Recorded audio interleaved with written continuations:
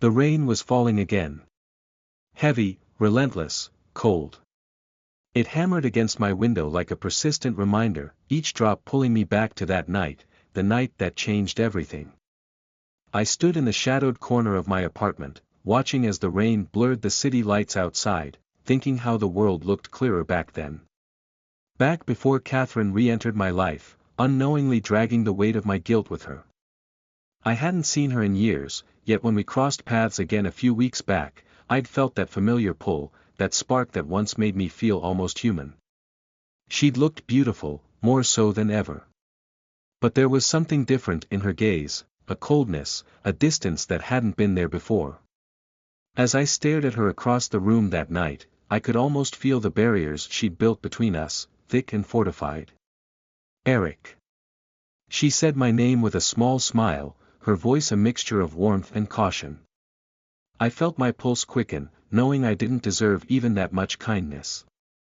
It's been a long time, I replied, trying to keep my voice steady, my eyes locked onto hers, searching for forgiveness, or perhaps, just one more chance. But something in her gaze unnerved me. Catherine was no longer the innocent girl who had clung to me all those years ago.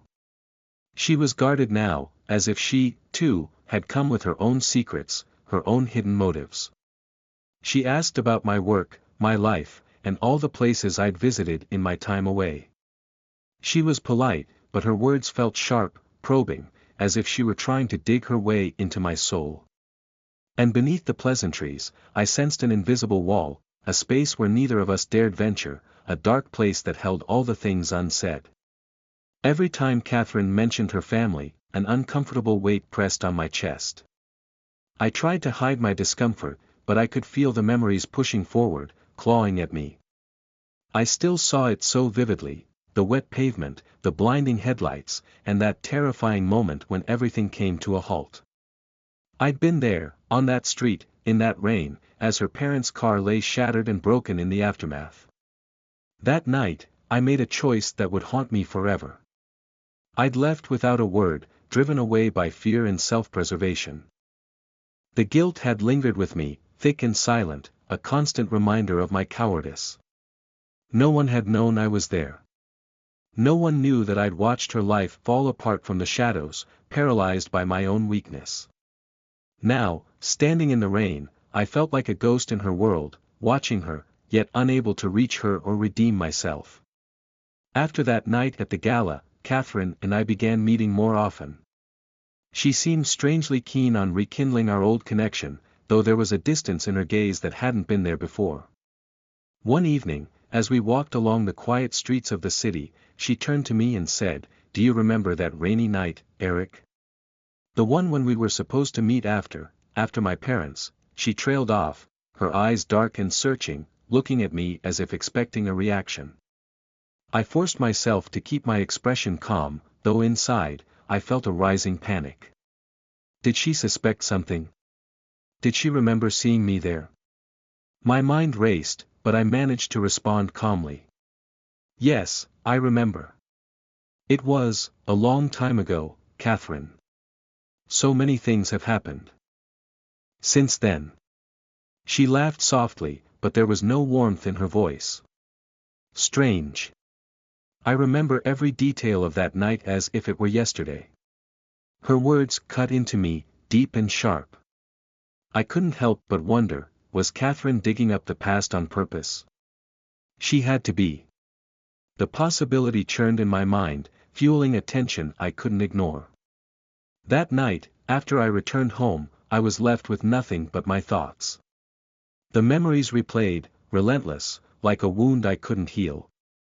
I could see the rain, feel the chill in the air, and hear the sound of her parents' car as it collided with the unforgiving asphalt. Every instinct in me screamed to confess, to tell Catherine the truth. But I knew that if I did, I would lose her forever. So, I stayed silent, carrying my guilt alone. As the days passed, it became harder and harder to keep up the facade, to smile and act normal whenever we were together. I watched her, studied her, trying to figure out if she knew anything. Yet, every time I thought I saw suspicion in her eyes, she would look away, leaving me to drown. in my own paranoia.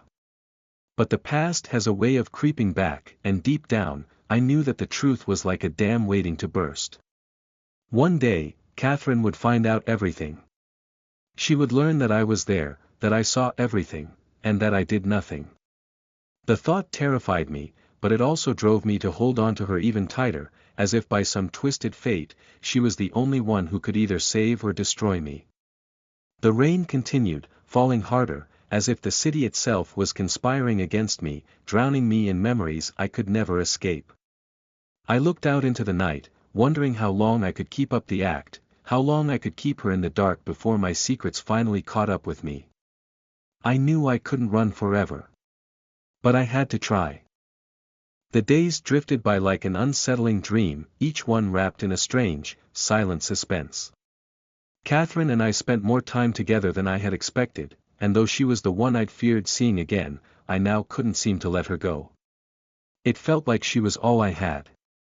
And yet, with every conversation, every glance, I couldn't shake the feeling that she was hiding something from me, too.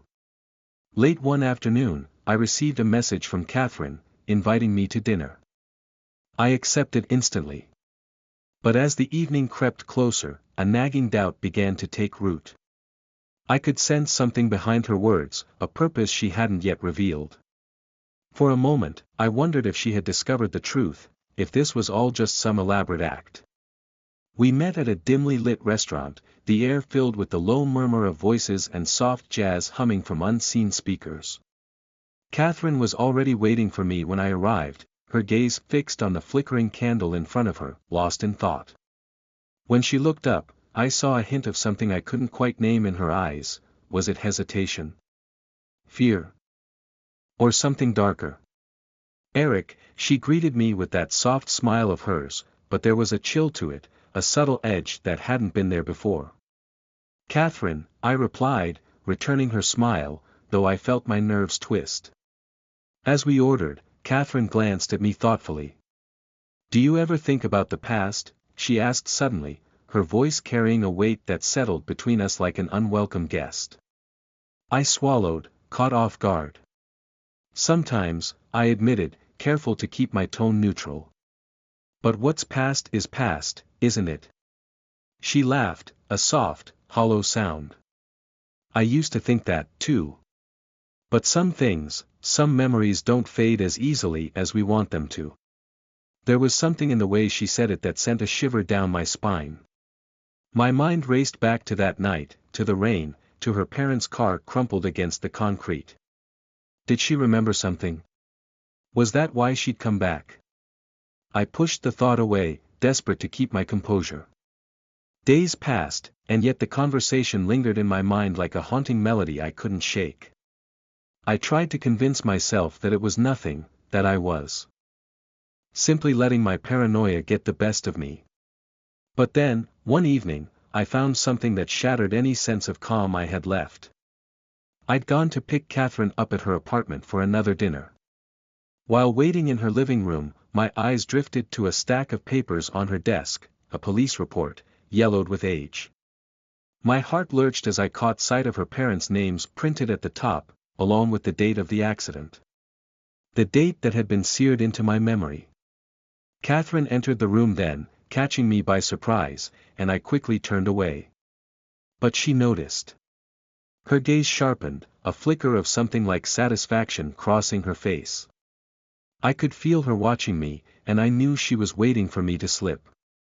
Doing some reading?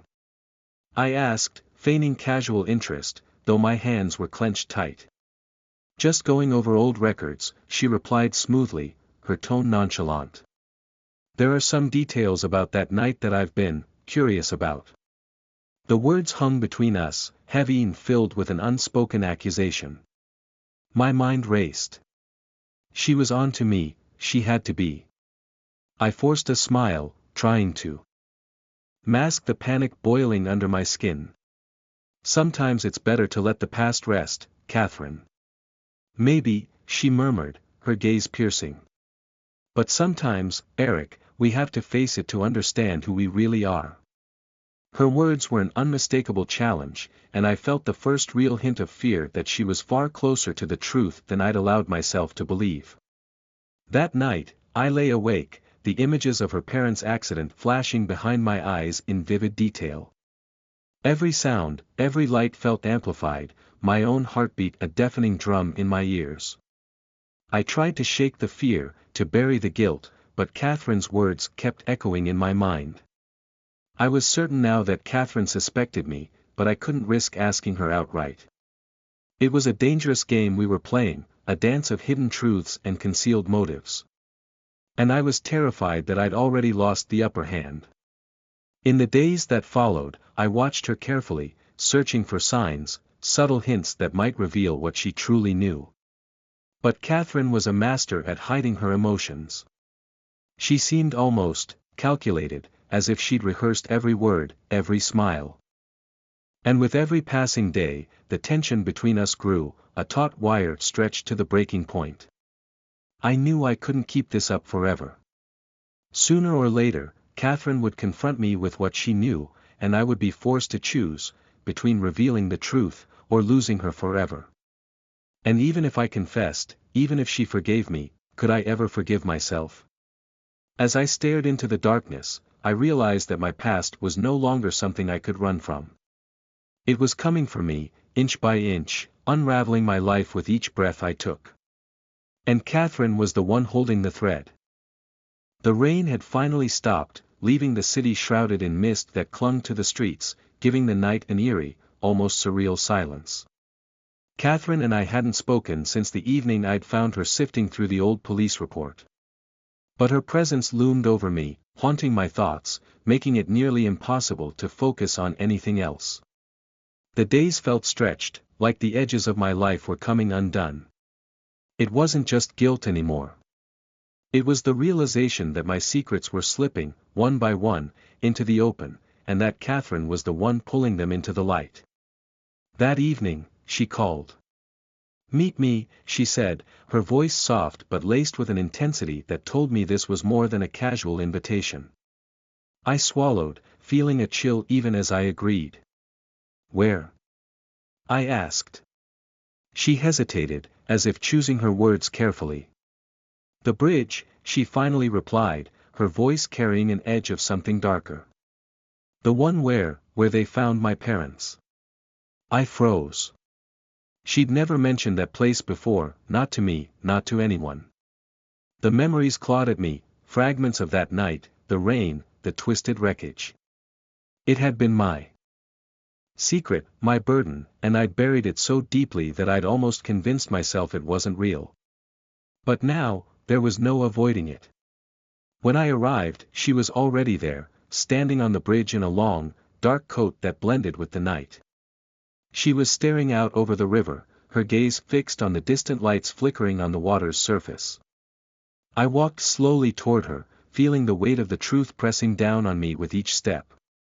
"Catherine," I said, my voice barely audible in the stillness. She didn't turn. "You know, I used to come here a lot after they died," she said softly, almost to herself. "I thought it might give me some answers, or at least some peace. But it never did." I felt my chest tighten. Sometimes answers are better left alone. She laughed, but it was a hollow, bitter sound. "That's convenient, isn't it? To say the past should stay buried, when you're the one with something to hide." I could feel her words cutting through me, sharp and precise, as if she already knew the truth but wanted to watch me squirm before she tore it from me completely. "What are you saying, Catherine?" She turned to me then, her eyes dark and unreadable. "I'm saying, Eric, that I know you were there that night. I don't know why you were there, or why you left. But I know you saw it happen. Didn't you?" My heart stopped. I tried to steady myself, but the fear and guilt I'd held back for so long threatened to consume me. "Catherine, why didn't you tell me?" she demanded, her voice trembling with a mixture of anger and betrayal. "Why didn't you ever say anything?" I opened my mouth, but the words died on my tongue. How could I explain that it was my own cowardice, my own failure, that had kept me silent all these years. I was scared, I finally managed, my voice barely a whisper. I didn't know what to do. I thought, if I stayed away, maybe I could pretend it didn't happen. She stared at me, a look of disgust crossing her face. So you just left. You watched them die, and you just walked away. Her words stung, each one landing like a blow. I couldn't bear to look at her, to see the hatred and pain I'd caused reflected in her eyes. I'm sorry, Catherine, I whispered, my voice breaking. I wanted to tell you, but I didn't know how. And then, it just got harder and harder to face it. For a long moment, she said nothing, her gaze fixed on the ground. Then she looked up, and I saw something else in her eyes, a cold determination, a spark of anger that hadn't been there before. You should have told me, she said quietly, but there was steel in her voice. You should have faced it, Eric. But you didn't. And now I'll never know if my parents could have been saved, if maybe they had a chance. Her words left me hollow, stripped bare, my sins laid open for her to see. I'd spent so long hiding, running from the truth, that I hadn't considered the damage my silence would cause. And now, the weight of it all came crashing down on me. She turned to leave, and for a moment, I felt a surge of desperation. I couldn't let her walk away, not after everything, not when I'd already lost so much. Catherine, please. I know I've hurt you. But I'm here now, and I'll do whatever it takes to make it right. She stopped, but she didn't turn around. It's too late for that, Eric. There are some things that can't be forgiven. With that, she walked away, leaving me alone on the bridge. I watched her disappear into the darkness, the last piece of light in my world fading away. I had wanted redemption, a chance to atone for my sins. But instead, I was left with the silence, with the empty echoes of a life I'd destroyed. The days after Catherine left felt like a blur, each one bleeding into the next, filled with a suffocating emptiness. I hadn't realized how much I'd held on to the hope of her forgiveness until she'd walked away. Now, with her absence, the silence felt sharper, louder, a constant reminder of everything I'd lost and could never regain. Every night, sleep eluded me. Shadows filled my thoughts, dredging up memories I'd tried for years to suppress. I saw the scene replay in agonizing detail, the rain, the mangled car, the flashing lights. And always, Catherine's broken face hovered above it all, an accusing specter that haunted me each time I closed my eyes. Days stretched into weeks. I threw myself into work, into anything that would distract me from the suffocating weight of guilt. But nothing filled the void Catherine had left. And worse, a strange paranoia began to creep into my mind, a nagging feeling that somehow, she wasn't truly gone. As if somewhere, somehow, she was watching, waiting. One evening, as I was leaving the office, I caught sight of her, a dark figure standing across the street. My heart stopped. I blinked, and she was gone, swallowed by the shadows. But the vision left me shaken, and a chill settled into my bones that I couldn't shake. I began seeing her everywhere. In the passing faces on crowded sidewalks, in the reflection of storefronts, in the quiet corners of my own home.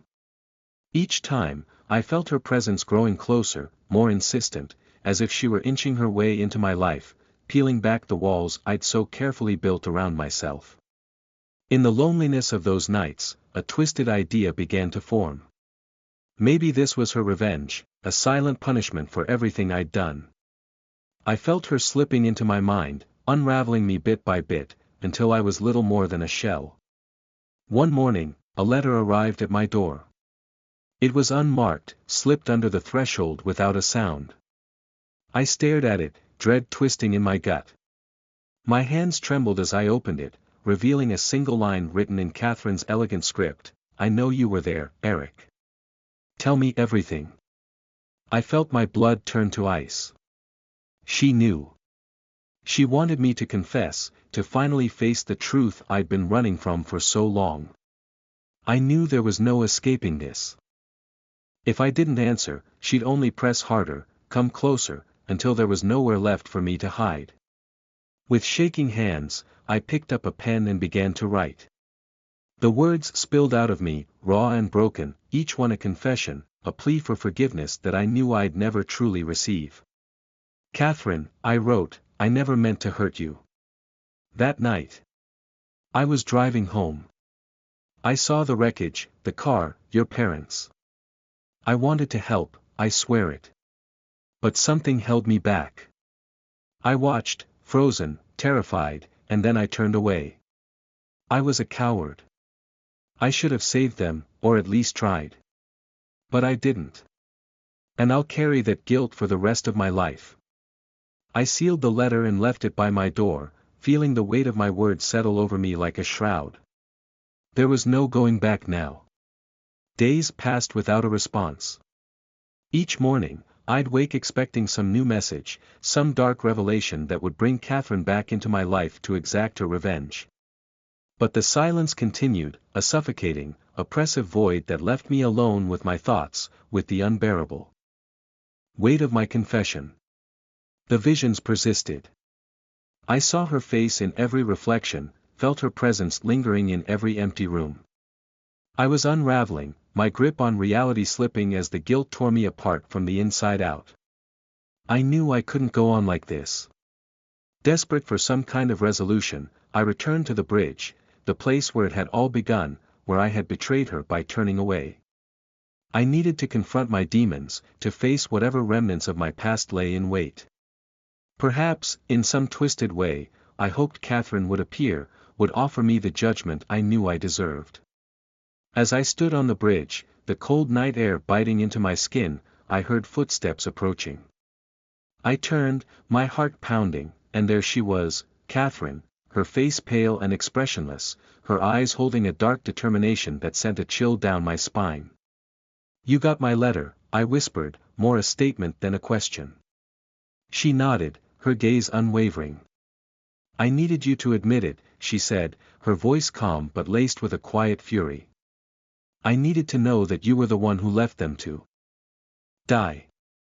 I felt the weight of her words crash over me, her accusation slicing through me with brutal clarity. "Catherine, I'm sorry. I know it's not enough, but I am." She shook her head, a bitter smile twisting her lips.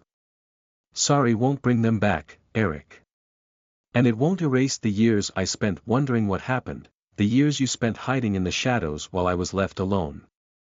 Her words left me reeling, my guilt suffocating me. "Then tell me what I can do. Tell me how I can make it right." She stared at me, her gaze hard and unyielding. "You can't make it right, Eric. But you can live with it. You can carry the weight of what you did, just like I have." With that, she turned and walked away, leaving me alone in the darkness. I wanted to call after her, to beg her to stay, to give me a chance at redemption. But I knew she wouldn't. Catherine had given me her answer, and it was one I would have to live with for the rest of my life. As I watched her fade into the shadows, I felt a strange, hollow peace settle over me. I knew the torment wouldn't end, that the memories would haunt me until my last breath. But for the first time, I felt the weight of my guilt as something real, something I could no longer ignore or hide from. I would live with my sin, as she'd commanded, bearing the burden of my own cowardice, a punishment far worse than any vengeance she could have devised. In the days that followed Catherine's departure, I was left adrift, lost in a darkness that seemed to grow deeper with each passing moment. Her words echoed in my mind, relentless and unforgiving. She was right, I deserved to live with this guilt, this endless torment. But knowing it and bearing it were two different things. I quit my job. I couldn't face the people there, couldn't bear their pitying glances or concerned questions. Each day felt like an uphill battle, a weight pressing down on me until I could barely breathe. The days blurred together in a haze of sleepless nights, the suffocating quiet broken only by the memories that haunted me. I spent hours walking through the city, hoping the numbness would fade, that somehow, I'd find a purpose, a reason to keep going. But every street, every passing face reminded me of what I'd lost, of the life I'd destroyed with my own cowardice. One evening, after hours of wandering, I found myself in front of a small, dimly lit church. It was quiet, almost deserted, the flickering candles casting shadows along the walls. Without thinking, I went inside, sinking into a pew as the weight of everything pressed down on me. For the first time in my life, I prayed, not for forgiveness, because I knew I didn't deserve it, but for strength, for some way to keep moving forward. I didn't find answers in that church. But as I sat there, I felt a strange sense of peace, momentary relief from the torment I'd been carrying. Perhaps it was a reminder that, even in the depths of despair, there was still a sliver of hope, a chance to find redemption in some form. Driven by that faint glimmer, I began reaching out, searching for ways to make amends. I started volunteering at a local shelter, helping those who'd lost everything, hoping that in some small way, I could atone for the life I'd taken, the lives I'd shattered. It wasn't much, but it was something, a step forward, however small. Months passed, each day a reminder of the pain I'd caused. But gradually, I began to find purpose in the work, a sense of meaning that had been absent from my life for so long. I found comfort in the small acts of kindness, in the fleeting smiles of the people I helped. And though the guilt never fully left me, I felt a sense of balance returning, a quiet acceptance of my past. But Catherine's presence lingered in my mind, a ghost I couldn't shake. I knew she was out there, carrying the weight of her own grief, her own pain. And I couldn't ignore the feeling that I owed her more than just my silent suffering, that, somehow, I needed to give her the closure she deserved. One evening, I sat down to write Catherine a letter. I didn't expect her to forgive me, didn't expect her to even respond. But I needed her to know the truth, to understand the depths of my remorse. I wrote of my journey, of the endless nights spent haunted by the memory of her parents, of the steps I'd taken to try to atone for my sins. I told her about the shelter, about the lives I was trying to help, about the ways I was trying to make a difference. I know I can never undo the pain I've caused, I wrote, but I want you to know that I am trying, every day, to be better, to live a life that honors the people I failed. You may never forgive me, but please know that I am sorry, and that I will carry this burden with me for the rest of my life. I sealed the letter and left it at the door of her apartment, a final offering of peace, a silent plea for closure. Days passed without a word. I accepted it, knowing that Catherine had every right to ignore me, to continue living her life without the shadow of my presence. But then, one rainy afternoon, I found an envelope slipped under my door, my name scrawled in familiar handwriting. With shaking hands, I opened it, feeling my heart pound as I read her words, "Eric, I don't know if I'll ever be able to forgive you. I don't know if time will ever heal the wound you left. But I see that you're trying, and I respect that. For now, that's all I can offer. Maybe, one day, we'll find peace." Her words weren't a promise, weren't a guarantee of forgiveness.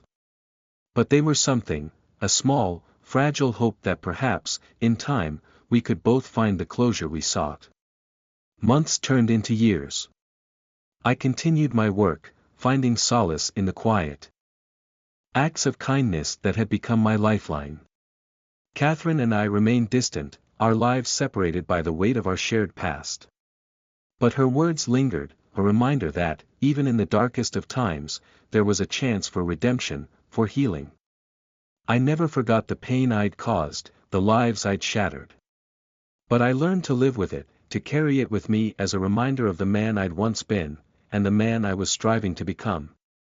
And though I'd never truly escaped the shadows of my past, I found a quiet peace in the journey, a fragile hope that one day, I might finally be able to forgive myself.